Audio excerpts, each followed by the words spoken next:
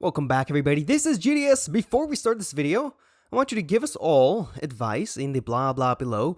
That's the comments. What do you think is the best way to finish an arc that has run its course but has a bunch of loose ends?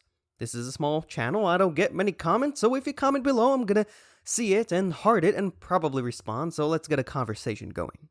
Every so often, which means once so far, I go to our Discord channel, link is going to be in the nonsense below, and ask the people if they have any video ideas or any questions that I can answer. One question/suggestion I got from Eric Sheely885, I hope I'm pronouncing your name correctly, is what to do when you have an arc that you think has run its course, but it has a bunch of loose ends. Let's do our best to answer this question, and this is going to start by defining our terms. What are loose ends? This might seem like a silly thing to do because we have an instinctive feeling of what a loose end is. But if we want to solve this problem, then it begins by understanding it. Loose ends are narratives that never got their payoff, i.e., they are sub-narratives that never fulfill their promise. To understand this answer, let's understand what a narrative is. I have a video on this, which is going to be either here or here, I can never remember, but it is inspired by Brandon Sanderson's writing philosophy. In his view, and the view of the video I mentioned, there are three components to narrative. Those are promise, progress, and rewards. In the context of tabletop RPGs, promises are, promises of fantasies and tones that we tell our players implicitly or explicitly that we will fulfill in our game. One part of fantasy is tone. What does this game feel like?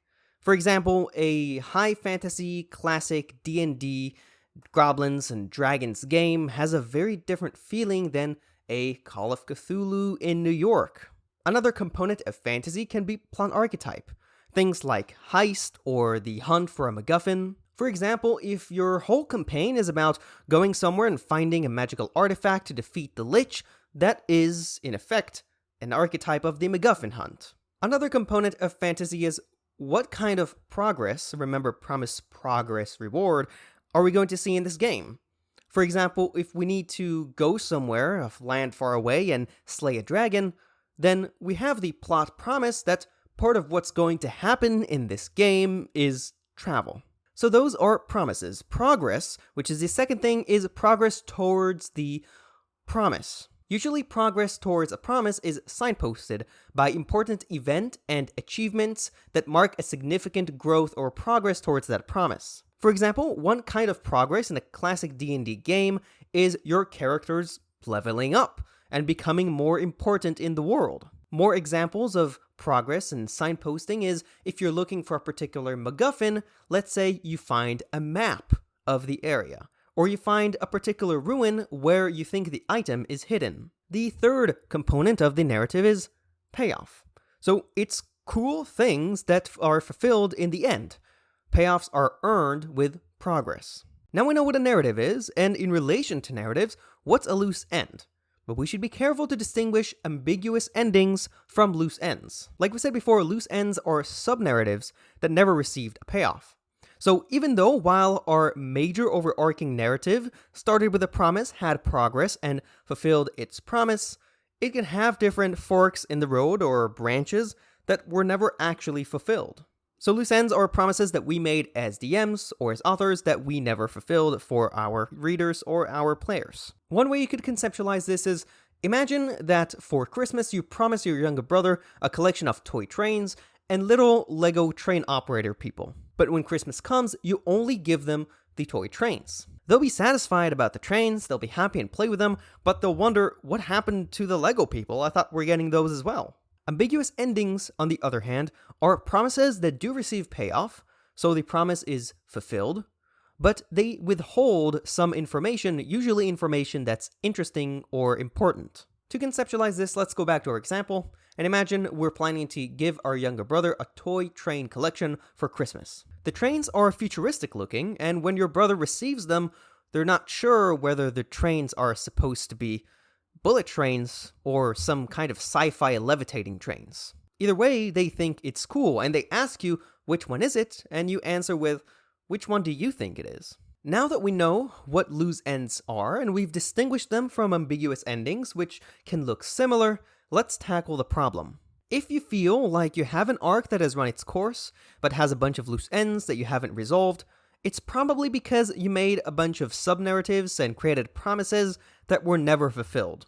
So I have a 3-step program to fix this. The first step is just make sure that your loose ends are actually loose ends and not ambiguous endings. Number 2, stop what you're doing and talk to your players, whether it is on Discord or wherever you communicate, and tell them you feel like the main campaign has run its course. Also tell them that there are some sub-narratives that you're interested in wrapping up, and ask them if they're interested in wrapping those up as well. 3, for all the sub-narratives that both you and your players want to finish, do the following. A, for each promise, figure out if you were to run this promise in the next session, what kind of progress can the players make to fulfill the promise, and try to not add in any additional promises. So for example, if the players were supposed to destroy this crime ring in the city, and they were very excited about it and nothing happened, maybe I can say in the next session they are going to be hired by someone to infiltrate a criminal hideout and find some information about what to do next. That's going to be the next step of progress.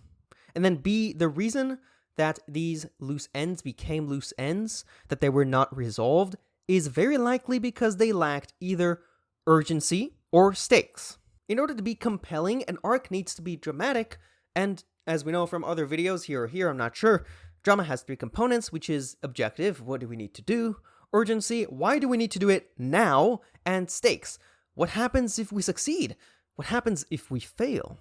So like we said, the reason that these loose ends became loose ends is very likely because there was no urgency, so the players were like, let's postpone it for later, we have more urgent stuff to do, and it never got done. Or there were no stakes, where maybe there was urgency, but they were like, well, there are higher rewards, or what happens if we fail? The potato market crashes? I don't think this is that important. So in this part B, I want you to go to each of your loose ends and write, will the heroes blank before blank or will blank, and fill those in with your objective, with your urgency, and with your stakes. Let's go back to our example of destroying the crime ring in the city. Let's say that the objective was clear, destroy the crime ring, but there was no urgency or stakes. When we redesign this, we can do something like, will the heroes destroy the crime ring before they kill off their competition in the city and spread to all nearby cities? Or will, like we said, the organization will spread to all the nearby cities, make everyone's life miserable, and maybe seize the player's assets. Now we have a clear objective, so the players are not confused on what it is they need to do. No, destroy the crime ring, that's pretty clear. We also have urgency. Why do you need to do this now? We need to do this before they execute their plan to take out the competition in town. We don't even know what their plan is or how long we have, so we need to go now. And we now also have stakes, which, yeah, if we don't stop them now, they're going to spread to all the nearby cities, seize our assets, which is really the most important thing in this world for player characters, money, and make everyone's lives miserable. That's pretty much all I have on what are loose ends, how we distinguish them from ambiguous endings, and what we actually do about them. If you like this video, I want you to make a fist. Some people think that you make a fist by putting your thumb inside your hand. That's not true. That's how you break your thumb. You need to first close your fingers and then put your thumb on the outside. And if you're punching a soft target, you can use the first 2 knuckles. If you're punching a hard target, like a computer screen, which you will, I would recommend to use the last 3 knuckles. And I need you to go to your monitor, and I need you to smash that like button and destroy the subscribe button. An odd number of times for the like button, let's go for 11, and either an even or odd number of times for the subscribe button, depending on whether or not you're already subscribed. You get the idea. I get tired doing this. I can't tell you how much this helps me because I honestly have absolutely no idea how the algorithm works, but I'm sure it helps. Anyways, you've heard enough of this nonsense. If you made it this far in the video, I don't know what to say. Thank you, is what I should say. I'll see you later.